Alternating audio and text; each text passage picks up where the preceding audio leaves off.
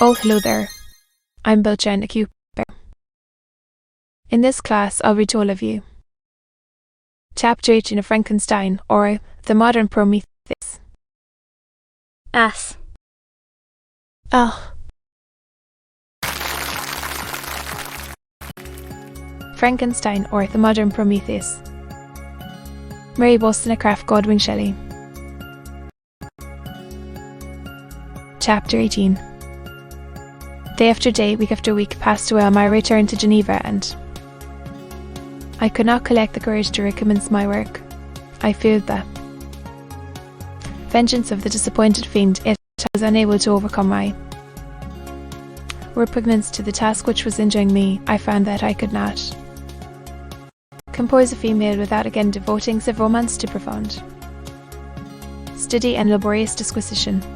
I had heard of some discoveries having been made by an English philosopher, the knowledge of which was material to my success, and I sometimes thought of obtaining my father's consent to visit England for this purpose, but I clung to every pretence of delay and shrank from taking the first step in an undertaking whose immediate necessity began to appear less absolute to a change indeed had taken place in me. My health, which had hitherto declined, was now much restored, and my spirits, when unchecked by the memory of my unhappy promise, rose proportionably.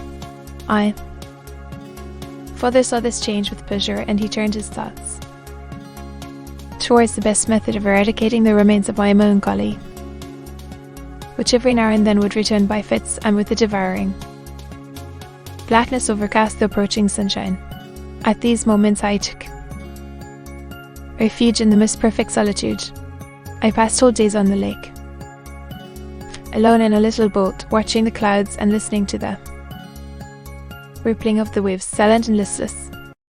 But the fresh air and bright sun seldom failed to restore me to some degree of composure, and on my return I met the salutations of my friends with a readier smile and a more cheerful heart. It was after my return from one of these rambles that my father, calling me aside, thus addressed me: "I am happy to remark, my dear son, that you have resumed your former pleasures and seem to be returning to yourself, and yet you are still unhappy and still avoid our society." For some time I was lost in conjecture as to the cause of this, but yesterday an idea struck me, and if it is well founded, I conjure you to avow it. Reserve on such a fate will be not only useless, but draw down triple misery on us all. I trembled violently at his accordion, and my father continued: "I confess, my son, that I have always looked forward to your marriage with our dear Elizabeth as the tie of our domestic comfort and the stay of my declining years. You were attached to each other from your earliest infancy. You studied together and appeared in dispositions and tastes entirely suited to one another. But so blind is the experience of men that what I conceive to be the best assistance to my plan may have entirely destroyed it. You perhaps regard her as your sister, without any wish that she might become your wife.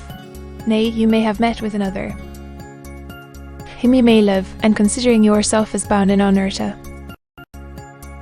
Elizabeth, this struggle may occasion the poignant misery which you appear to feel. My dear father, reassure yourself. I love my cousin tenderly and sincerely. I never saw any woman who excited, as Elizabeth does, my warmest admiration and affection. My future hopes and prospects are entirely bound up in the expectation of our union. The expression of your sentiments of this subject, my dear Victor, gives me more pleasure than I have for some time experienced. If you feel this, we shall assuredly be happy, however present events may cast a gloom over us. But it is this gloom which appears to have taken so strong a hold of your mind that I wish to dissipate. Tell me, therefore, whether you object to an immediate solemnization of the marriage. have been unfortunate and recent events have drawn us from that everyday tranquility befitting my years and infirmities. Are younger, yet I do not suppose possessed as you are of a competent fortune that any marriage would at all interfere with any future plans of honour and utility that you may have formed. Do not suppose, however, that I wish to dictate happiness to you or that to delay on your part would cause me any serious uneasiness. Interpret my words. With candour and answer me, I conjure you with confidence and sincerity. I listened to my father in silence and remained for some time incapable of offering any reply. I revolved rapidly in my mind a multitude of thoughts and endeavoured to arrive at some conclusion. Us, to me, the idea of an immediate union with my Elizabeth was one of her and dismay. I was bound by a solemn promise which I had not yet fulfilled, and dared not break, or if I did, what manifold miseries might not impend over me and my devoted family, could I enter into a festival with this deadly weight getting round my neck and bringing me to the ground. I must perform my engagement and let the monster depart with his mate before I allowed myself to enjoy the delight of a union from which I expected peace.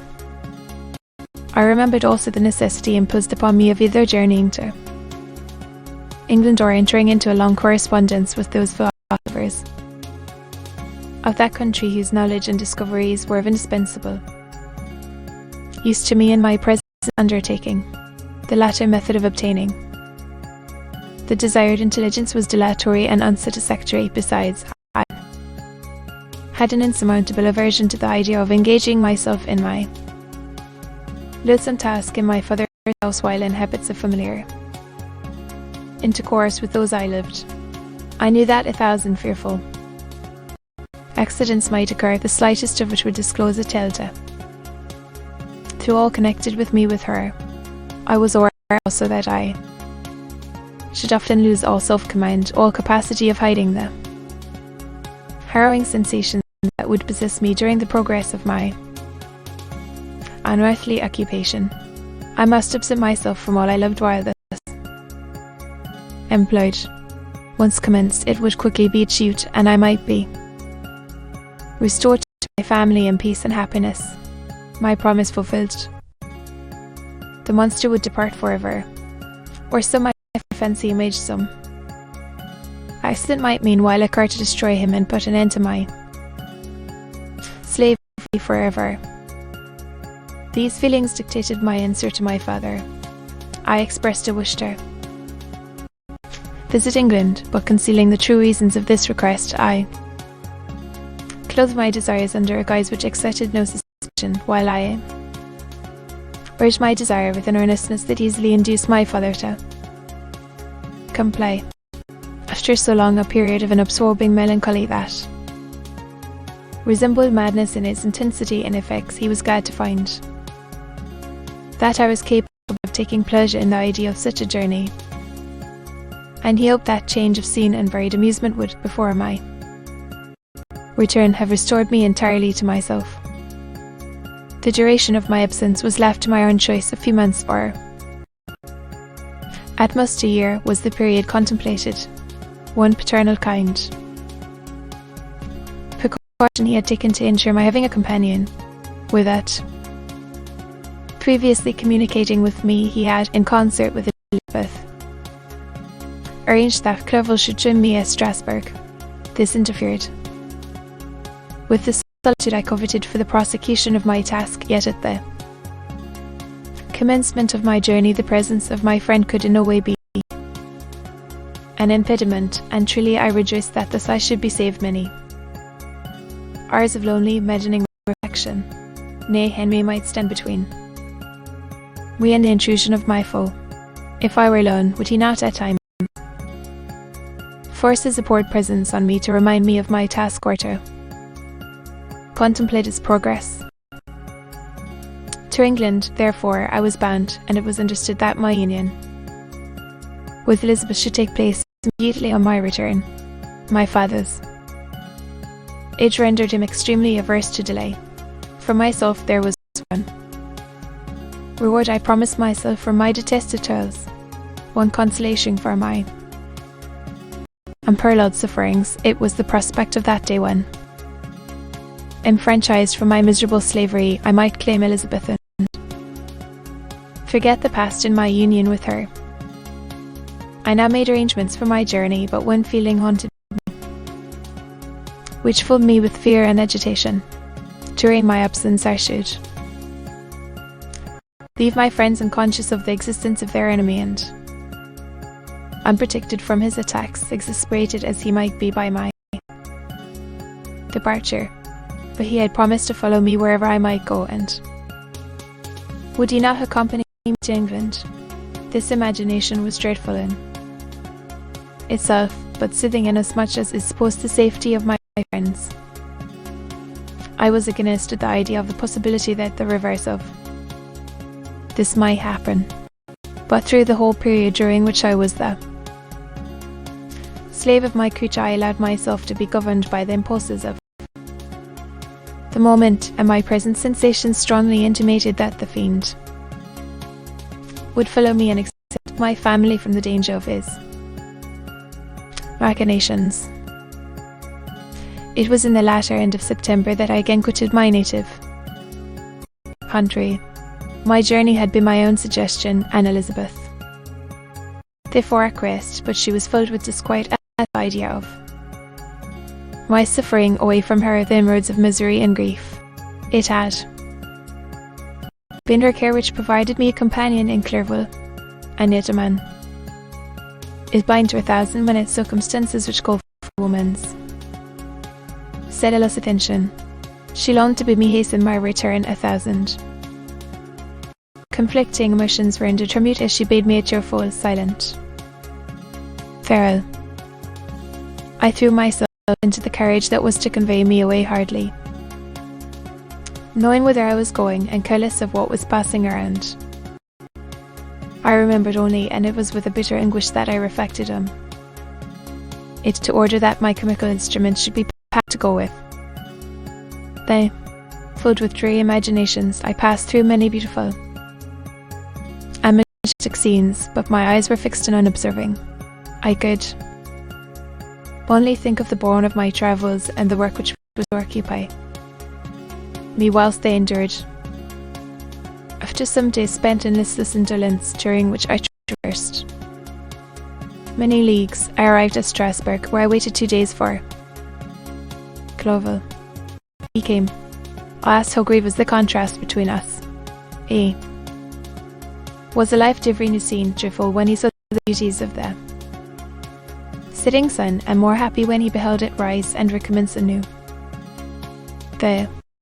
He pointed out to me the shifting colours of the landscape and the appearances of the sky. "This is what it is to lie," he cried. "Now I enjoy existence. But you, my dear Frankenstein, wherefore are you desponding and sorrowful?" In truth, I was occupied by gloomy thoughts, and neither saw the descent of the evening star nor golden sunrise reflected in the Rhine. I knew my friend would be far more amused with the journal of Clerval, who observed the scenery within eye of feeling and delight, than in listening to my reflections. I, a miserable wretch, haunted by a curse that shut up every avenue to enjoyment. We had agreed to descend the Rhine in a boat from Strasbourg to Rotterdam, whence we might take shipping for London. During this voyage we passed many willowy islands and saw several beautiful towns.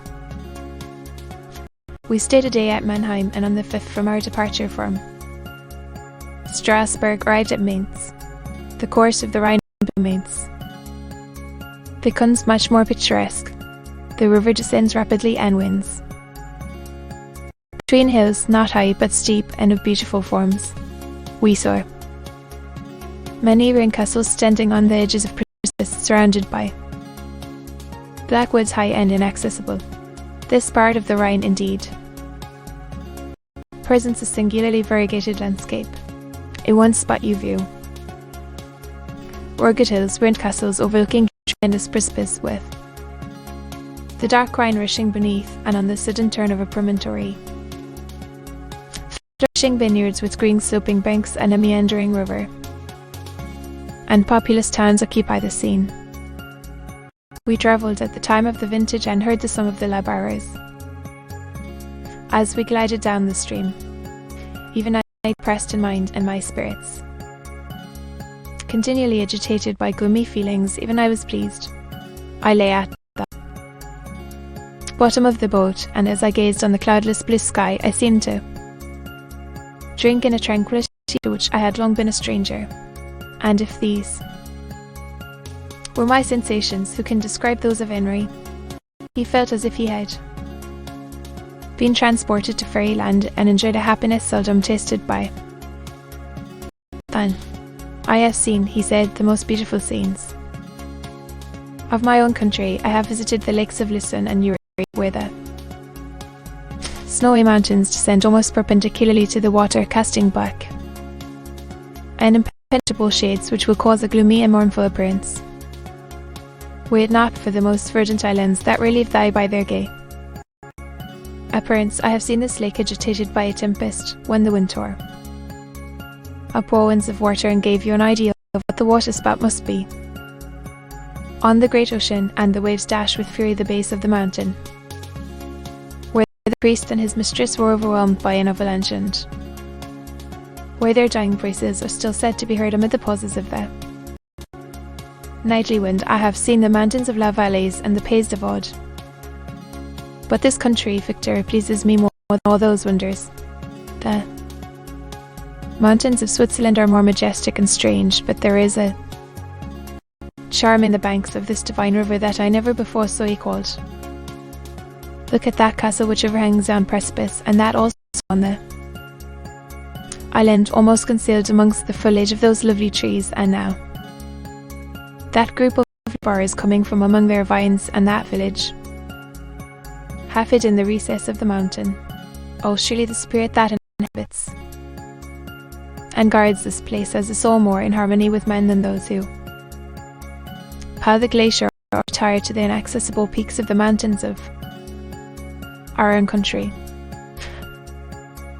Clovel, beloved friend, even now it delights me to record your words and to dwell on the praise of which you are so eminently deserving.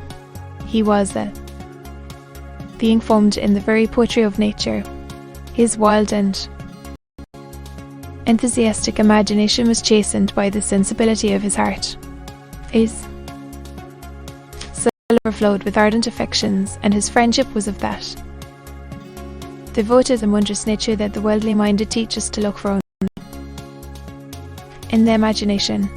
But even human sympathies were not sufficient to satisfy his eager mind. The scenery of external nature, which others regard only with admiration, he loved with ardour. The sounding cataract haunted him like a passion, the tall rock, the mountain, and the deep and gloomy wood. Their colours and their forms were then to him an appetite, a feeling, and a love that had no need of a remoter charm, by thought supplied, or any interest, and borrowed from thy Wordsworth's Tintern Abbey. And where does he now exist? Is this gentle and lovely being lost forever? Has this mind, so replete with ideas, imaginations fanciful and magnificent, which formed a world whose existence depended on the life of its creator, has this mind perished? Does it now only exist in my memory? No, it is not this. Your form so divinely wrought and beaming with beauty has decayed, but your spirit still visits and consoles your unhappy friend. Pardon this gush of sorrow, these ineffectual words are but a slight tribute to the unexampled worth of Henry, but they soothe my heart, overflowing with the anguish which his remembrance creates. I will proceed with my tale. Beyond Cologne we descended to the plains of Holland, and we resolved to Post the remainder of our way, for the wind was contrary and the stream off. The river was too gentle to aid us. Our journey here lost the interest arising from beautiful scenery, but we arrived in a few days at Rotterdam, whence we proceeded by sea to England. It was on a clear morning in the latter days of December that I first saw the white cliffs of Britain. The banks of the Thames presented a new scene. They were flat but fertile, and almost every town was marked by the remembrance of some story. We settled Bury Fort and remembered Spanish. Our motto, Gravesend, Woolwich and Greenwich, places which I had heard of even in my country. At length we saw the numerous steeples of London street poles towering above all, and the tour famed in English history. To be continued.